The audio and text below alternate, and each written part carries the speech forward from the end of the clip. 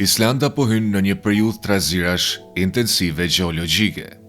Tufat tërmetesh, shpërthime vulkanike dhe burime lave që ngrihen qindra metra në ajër tregojnë se ky ishull i vogël po përjeton aktivitet vulkanik në një shkallë të jashtëzakonshme. Kjo nuk është diçka e re në historinë e Islandës dhe as nuk do të jetë hera e fundit. Ajo që po ndodh tani shënon fillimin e një cikli të gjatë gjeologjik. Një cikël që riformsoi për herë të fundit peizazhin kur kolonet e parë mbërritën në këto brigje. Ky është një episod i shkurtër. Është një proces i ngadalshëm dhe i fuqishëm që mund të vazhdojë për 2 deri në 4 shekuj.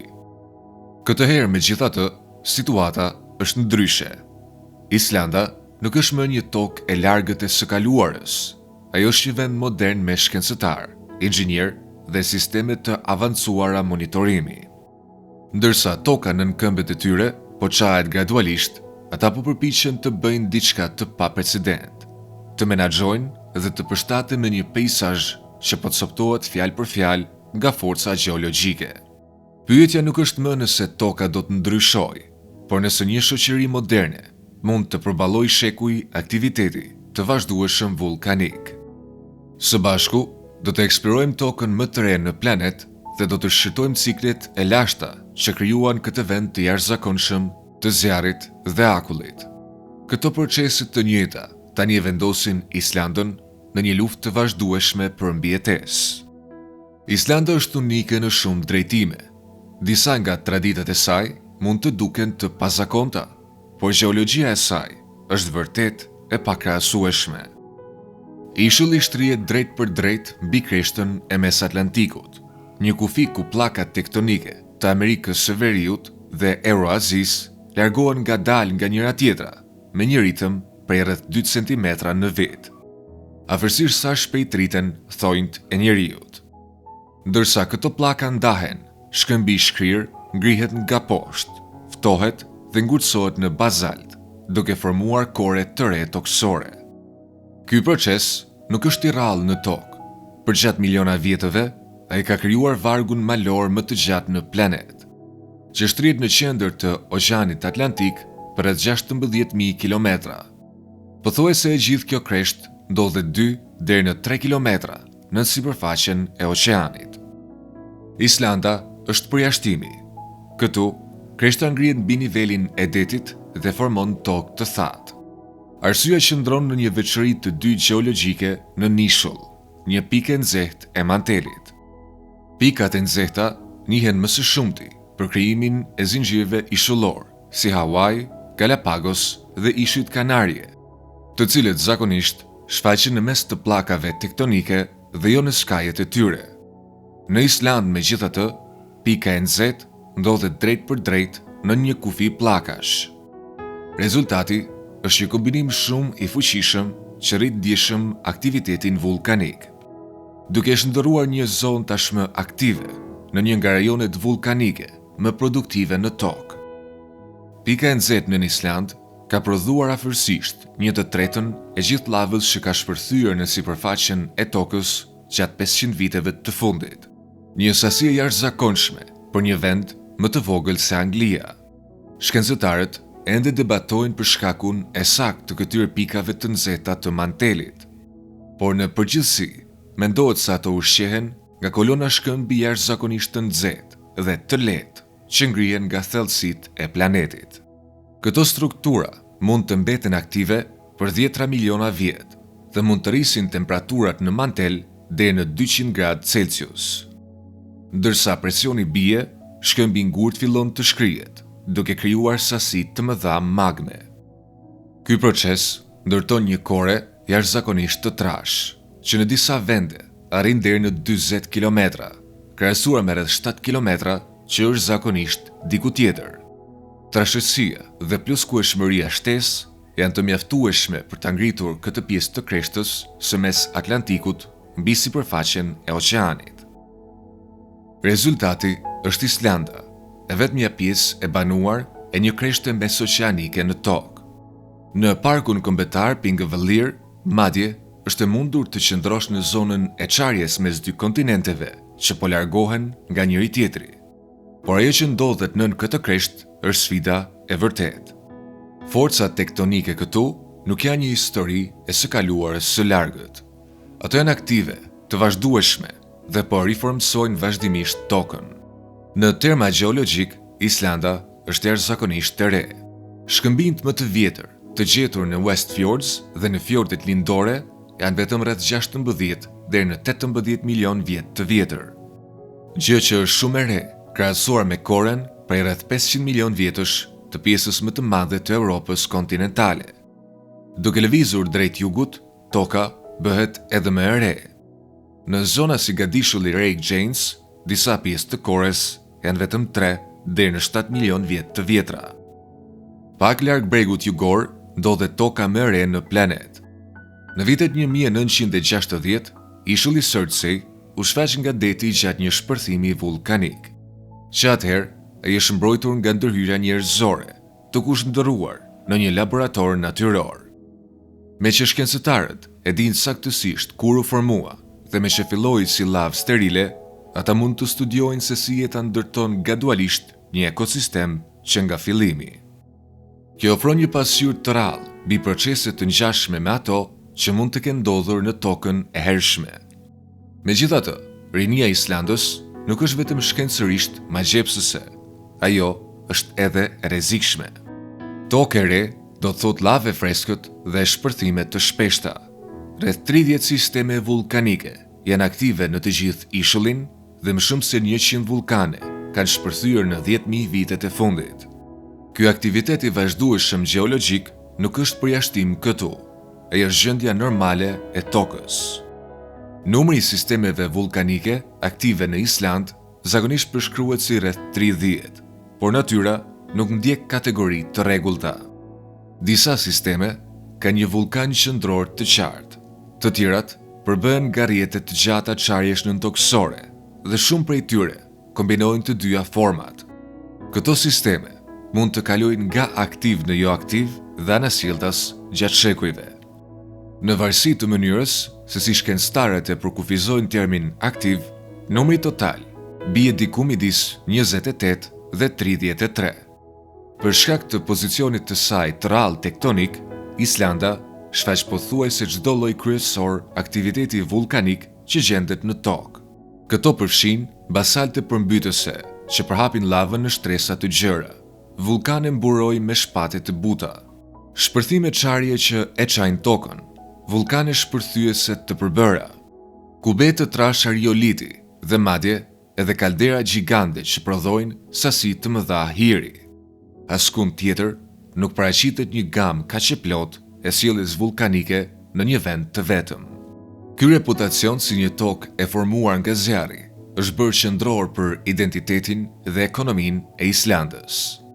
Megjithatë, pas kësaj pamje dramatike, shihet një realitet i ashpër gjeografik.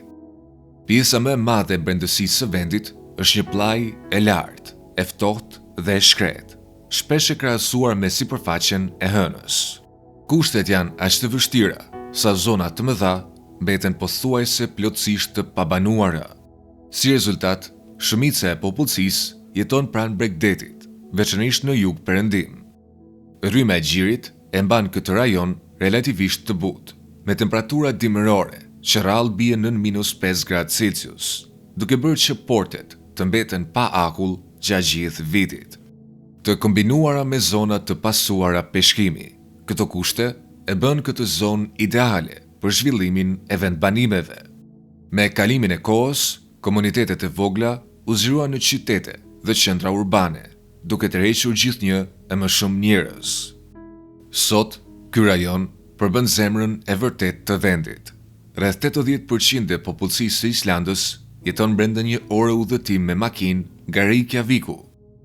Islandezët kanë mësuar gjithashtu ta përdorin gjeologjinë në avantazhin e tyre.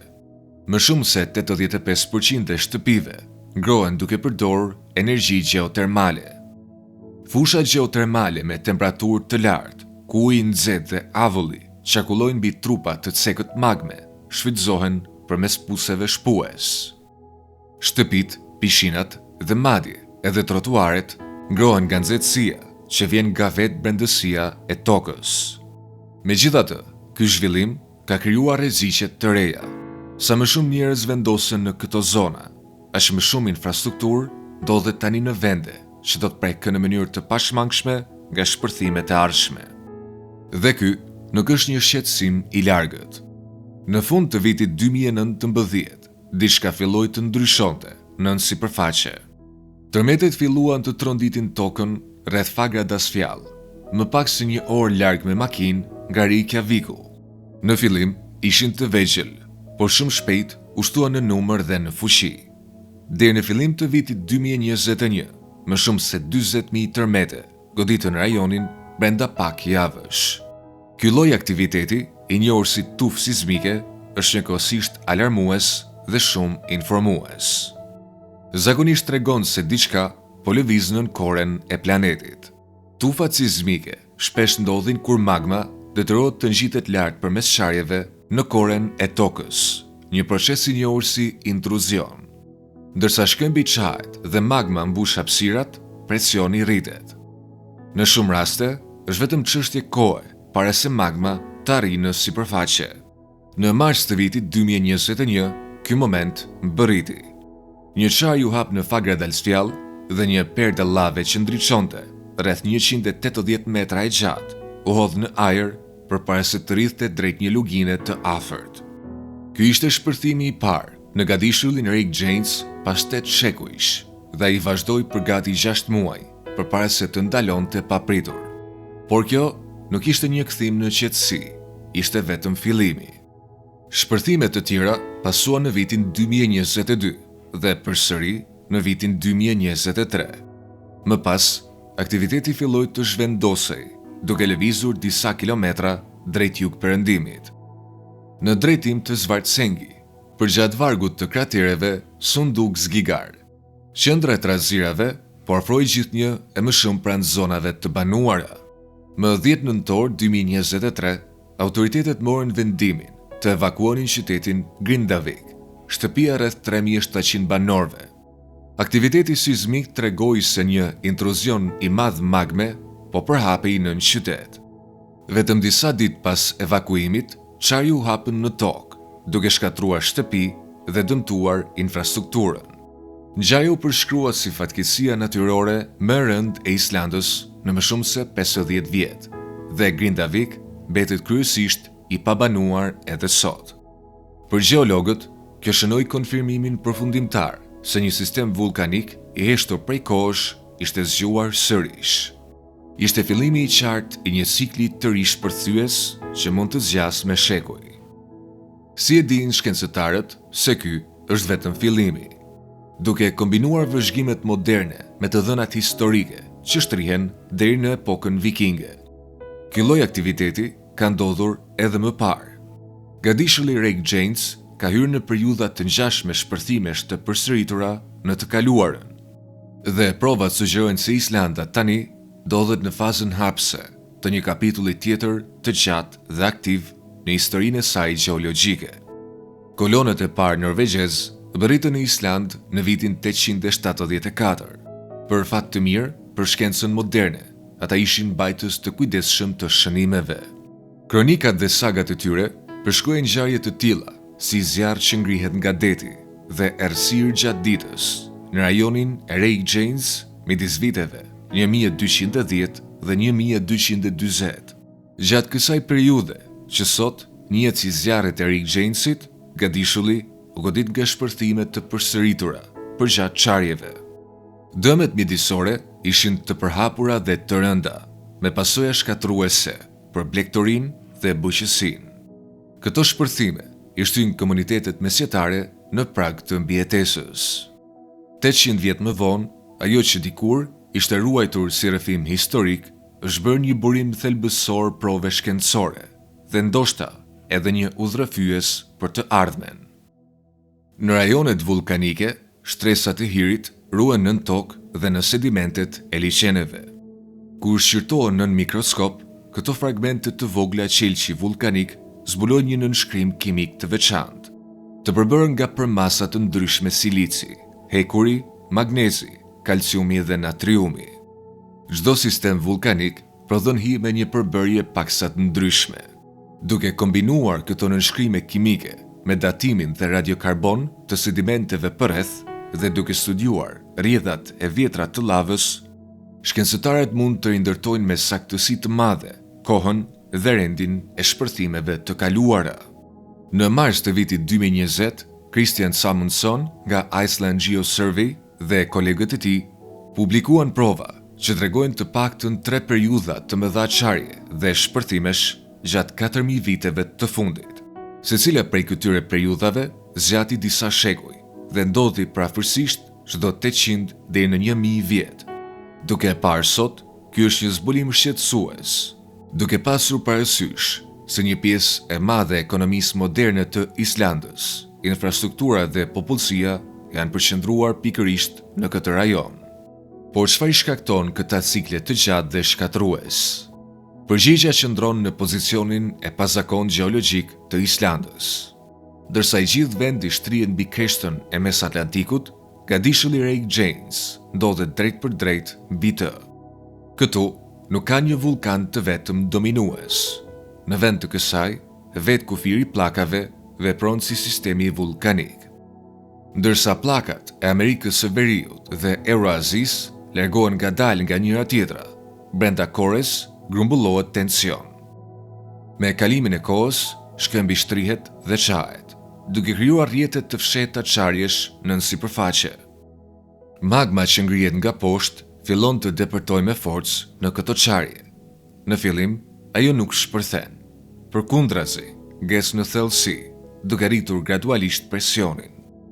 Ky proces mund të vazhdojë në heshtje për shekuj, duke krijuar përshtypjen e qëndrueshmërisë në sipërfaqe. Por kjo qetësi është mashtruese. Me kalimin e kohës, efekti i kombinuar i lëvizjes së pllakave dhe presionit të magmës bëhet tepër i madh. Qarjet ekzistuese detyrohen të hapen, të tjera çajnë korren dhe magma mund të udhëtojë anash për kilometra përmes kanaleve të ngushta nëntoksore. Ky proces shkakton tufat e tërmeteve që sinjalizojnë se një ndryshim i madh është në zhvillim. Kur këto intruzione më në fund arrin në sipërfaqe, hapen qarje të gjata dhe shpërthimet nisin përgjatë qarjeve. Çdo shpërthim çliron një pjesë të tensionit të grumbulluar dhe aktiviteti mund të ndizet dhe të shuhet gjatë dekadave, derisa shekuj presionit të akumuluar të reduktohen përfundimisht. Pas kësaj, sistemi qetësohet përsëri dhe cikli fillon nga e para. Ajo që është shqetësuese është se sa saktësisht tufat sismike dhe shpërthimet e fundit përputhen me këtë model afatgjatë. Aktiviteti aktual i përshtatet ciklit të pritur me një saktësi të jashtëzakonshme. Herën e fundit që ndodhi kjo, ishin komunitetet mesjetare, ato që u përballen me pasojat. Sot, rreziku është shumë më i madh. Pra, çfarë mund të bëjë Islanda moderne përballë një procesi që nuk mund të ndalet? Përgjigjja qëndron te parashikimi, përgatitja dhe përshtatja. Duke përdorur rrjete moderne GPS dhe sisteme radarës satelitor, shkencëtarët mund të zbulojnë ndryshime shumë të vogla në tokë përpara se të ndodhë një shpërthim. Ndërsa magma grumbullohet nën tokë, sipërfaqja e tokës ngrihet ngadalë. Në vitin 2021, disa zona u ngritën me 10 centimetra përpara se të uleshin sërish. Kur këto matje kombinohen me të dhëna nga mira tërmete të vegjël, studiuesit mund të hartëzojnë rrugët e magmës pothuajse në kohë reale. Kjo bën të mundur të vlerësohet sasia e magmës së përfshirë dhe të përcaktohet thellësia dhe forma rezervarëve nëntoksor. Ky informacion u jep autoriteteve kohë të vlefshme për të përgatitur, edhe pse planifikimi për rrjedhat e lavës do të përfshijë gjithmonë pasiguri. Kur aktiviteti sismik u rikthye në Gadishullin Ray Janes, autoritetet islandeze të mbrojtjes civile e kuptuan menjëherë rëndësinë e tij. Për të përgatitur për një periudhë të zgjatur trazirash vulkanike, ata krijuan një grup të specializuar, të përqendruar në mbrojtjen e infrastrukturës kritike. Ky ekip bashkoi inxhinier, shkencëtar dhe planifikues të emergjencave me një qëllim të vetëm: të ulin ndikimin e lavës mbi komunitetet dhe sistemet jetike. Gjatë shpërthimeve të vitit 2021, pranë Fagradalsfjall, lava përfundimisht filloi të dilte përtej luginave natyrore dhe të lëvizte drejt rrugëve kryesore. Në ato moment, u mor një vendim i guximshëm. Në vend që thjesht të vëzhgonin rrjedhën, autoritetet vendosën të përpiqeshin të ndërhynin në të. Me pak shembuj modern për të mbështetur, kjo u shndërrua në një eksperiment real në kontrollin e rrjedhave të lavës. Një nga sfidat e para ishte vendosja e barrierave. Pikërisht këtu u bën thelbësor specialistët e dinamikës së lëngjeve. Përvoja e fituar nga studimi i përmbytjeve dhe i akullit në lëvizje doli çuditërisht e dobishme. Sepse lava, ashtu si ujë, formësohet nga graviteti dhe terreni. Duke përdorur programe simulimi të krijuara fillimisht për modelin e përmbytjeve, u bë mundur të parashikojë me një saktësi mbreslëndëse se ku kishte më shumë gjasa të shkonte shkëmbi i shkrirë. Ekipet e ndërtimit lëvizën shpejt, duke ngritur barriera eksperimentale nga çdo material që ishte i disponueshëm në terren, përfshirë tokë, zhavor dhe mbetje vulkanike.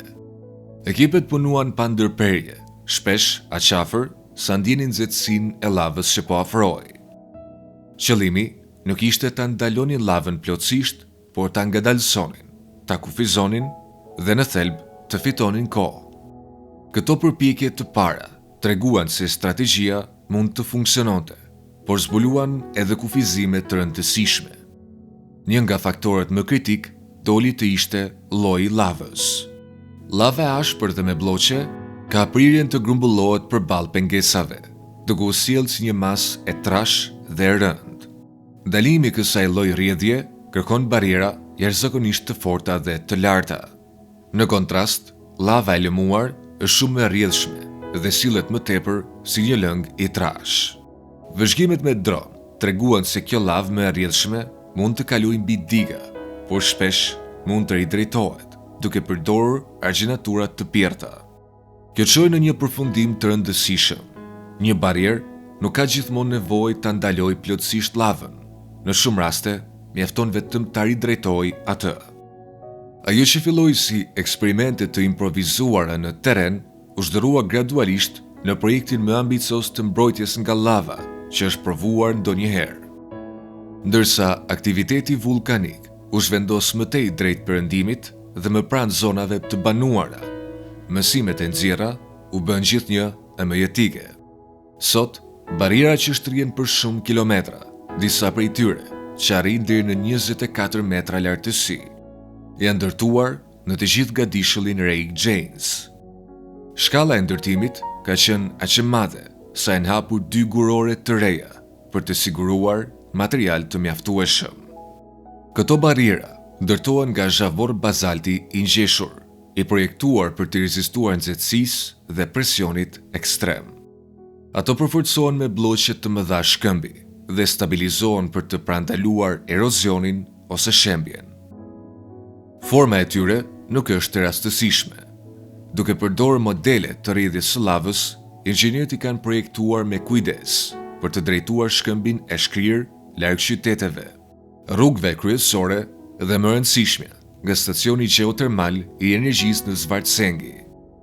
Sistemi përfshin gjithashtu hapje të planifikuara. Këto lejojnë kalimin e rrugëve, urave për tubacione dhe rrugëve të emergjencës. Megjithatë, çdo hapje shoqërohet me punime toke të përgatitura paraprakisht, në mënyrë që të mund të mbyllet brenda disa orësh nëse është e nevojshme. Dhe në praktik, kjo tashmë është treguar e domosdoshme. Në prapasken, grupi për mbrojtjen e infrastrukturës punon në koordinim të vazhdueshëm me autoritetet e mbrojtjes civile dhe universitetet.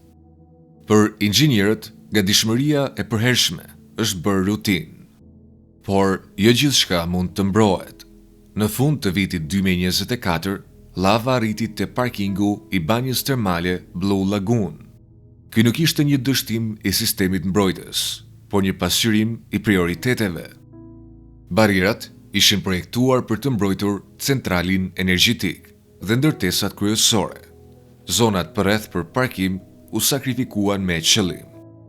Në Grindavik, megjithatë, kufijtë e inxhinierisë janë të qartë.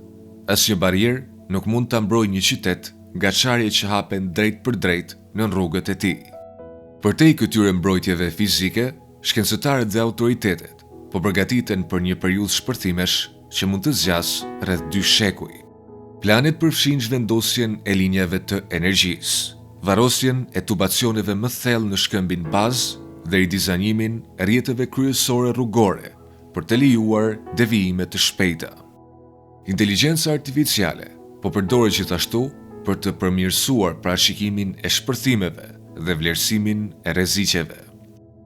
Agjencitë e mbrojtjes civile në mbar botën po i ndjekin nga afër këto përpjekje.